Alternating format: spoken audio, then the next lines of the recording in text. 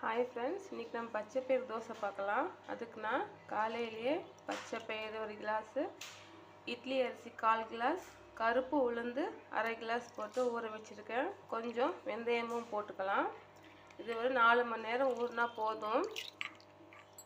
இப்போது இதில் நான் ஒரு மிக்ஸி ஜாரில் 3 சிவப்பு மிளகாய், 1 துண்டு இஞ்சி, சீரகம் இது போட்டுக்கலாம்.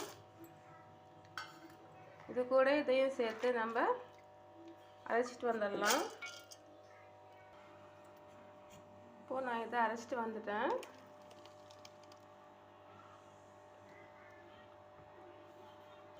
அரைச்சிட்டு மாவுக்கு தேவையான உப்பு, கொஞ்சம் பெருங்காயம் போட்டு நல்லா கலந்து ஒரு 2 மணி நேரம் வச்சுருங்க. நீங்கள் நைட்டு சமைக்கிறீங்க அப்படின்னா ஒரு 5 மணிக்கு அரைச்சி இதில் கலந்து வச்சிட்டிங்கன்னா நல்லா புளிச்சிரும். தோசை நல்லா முழுகும், நல்லா வரும். ஒரு 2 மணி நேரம் கழித்து நம்ம தோசை எப்படி செய்யணும்னு சொல்லி பார்க்கலாம். இப்போது 2 மணி நேரம் ஆயிடுச்சு. மாவும் ஓரளவு புளிச்சு வந்திருக்கு. இப்போ நம்ம இதில் தோசை போடலாம். நான் கேஸ் பற்ற வச்சு தவா வச்சுருக்கேன். தவா சூடாயிட்ருக்கு. தவா சூடான உடனே ஒரு கரண்டி மாவு எடுத்து தோசை ஊற்ற வேண்டியது தான்.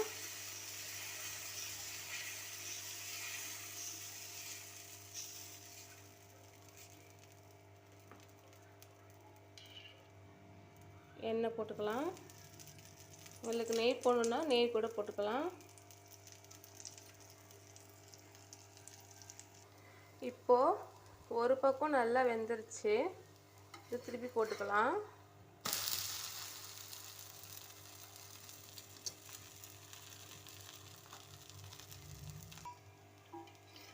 ரெண்டு பக்கமும் திருப்பி போட்டு எடுத்துட்டா தோசை ரெடி ஆயிடும். இதுலேயே நம்ம இட்லி பொடி தூவி பொடி தோசை போட்டுக்கலாம், முட்டை தோசை போட்டுக்கலாம். நம்ம விருப்பம்தான். இப்போ ஒரு முட்டை தோசை போட்டு காமிக்கிறேன்.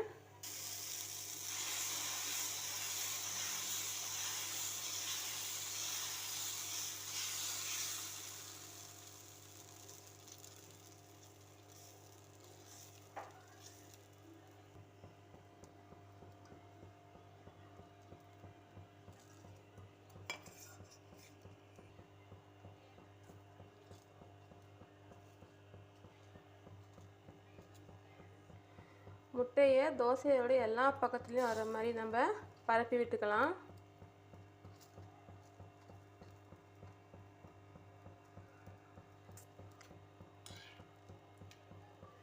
தோசைக்கு தேவையான எண்ணெய், தோசை வேகட்டும். இப்போது நாம் திருப்பி போட்டுக்கலாம். திருப்பி போட்டு ஒரு 2 நிமிஷம் வெந்ததுக்கப்புறம் எடுத்துடலாம். அவ்வளோதான், பாசிப்பயிரில் முட்டை தோசை ரெடி ஆயிடுச்சு. ரொம்ப ஹெல்த்தியான ஒரு தோசை இது. சின்னவங்கலேருந்து பெரியவங்கலேருந்து நல்லா சாப்பிடலாம். நல்லா ப்ரோட்டீன் ரிச் இது. இது கூட தேங்காய் சட்னி வச்சு சர்வ் பண்ணி நம்ம சாப்பிட சூப்பராக இருக்கும். ட்ரை பண்ணி பாருங்கள். தேங்க்யூ.